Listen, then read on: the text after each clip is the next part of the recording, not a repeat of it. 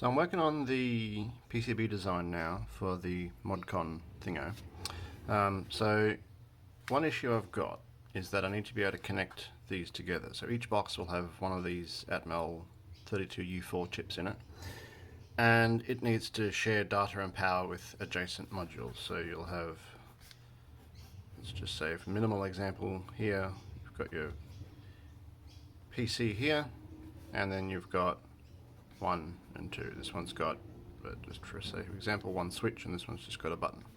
So there's going to be a chip in this box and a chip in this box, and there needs to be some interconnect here. So the information from this button can be sent to that one, which can then be sent onto the PC.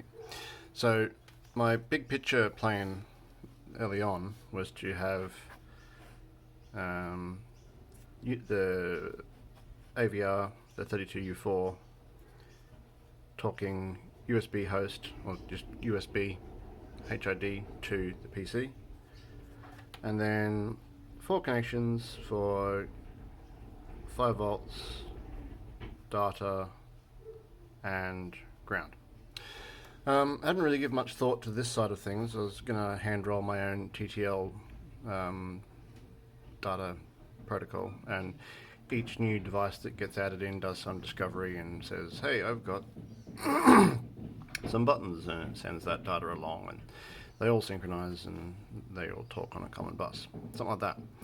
And I was thinking about various options for connecting these boards together, different connectors and so on and so forth, and I was asking some questions in the Hackerspace Brisbane Discord channel, and the idea of using a USB port to connect them. So it's got 4 ports, they're relatively cheap, and I can just have a USB socket on one. Sorry about all the clunking, there's a robot vacuum cleaner upstairs. 2 USB ports, and then just a PCB that goes between them that just has 4 traces on the top and 4 pads on either end. Easy, easy. Then someone said, oh, don't be that guy that uses a USB port for things that aren't USB. And then last night I thought, what if it was USB? So I could have, so the boxes have 4 ports, so there's 2 inputs essentially and 2 outputs, such that you can have the boxes stacking up to the left or to the above, and then they would meet up with the inputs and so on and so forth. So if I had a USB hub chip on the board, and you can get these for 60 cents a pop. I think it's the FE1.1S, something like that. They're very cheap and need just a couple of passives to make them go. So I could have 4 USB ports in there, and then the ports on the output side of the board are just bona fide genuine USB ports, and then the AVR is just on that hub. But then the issue arises that this USB chip only has one upstream connection, essentially, so I'd have to choose one or the other to connect to.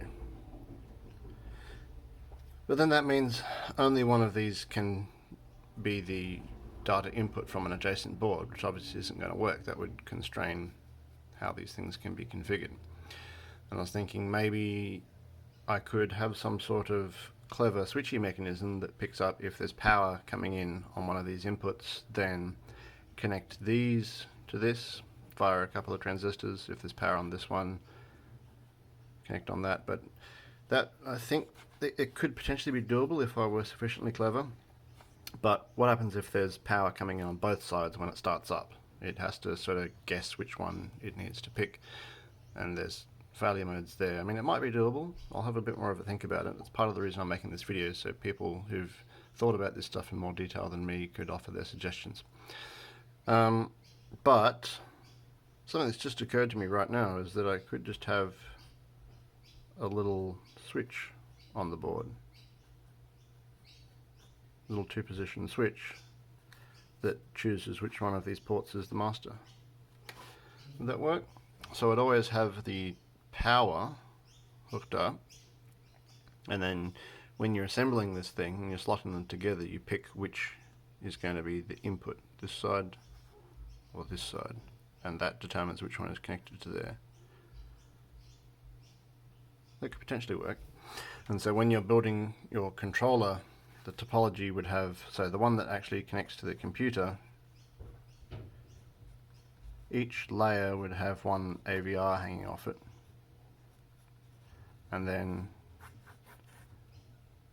the next one down would essentially connect in to another USB hub, and then that would have one AVR on it, run out of space. And so I'm pretty sure USB 2 can go pretty deep with this kind of topology. And so then on the PC, you would see 1, 2, 3. Oh, I should be pointing. So 1, 2, 3 USB HID devices, each one with some number of inputs.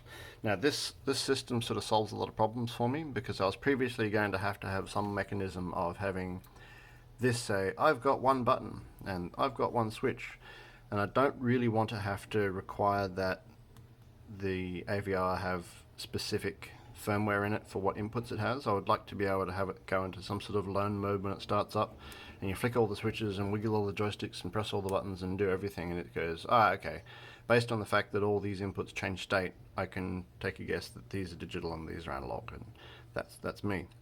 And then assign those to what it sends to the PC as its HID signals. And so it would have to learn that. It would still have to do that, but then it would also have to mix together all the signals from all the different AVRs that are chained together to determine what gets presented to the PC. Whereas in this hierarchical hub arrangement, the PC just gets one HID device per 32U4, and then when you're setting up your simulator, usually the way you go is you say, you want landing gears.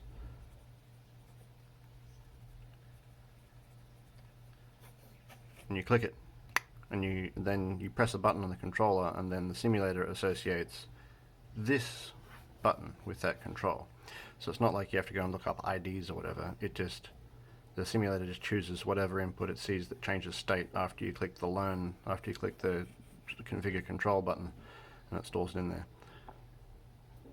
So this approach solves a few issues. It's just the matter of working out how to associate which input with the host port on the USB hub.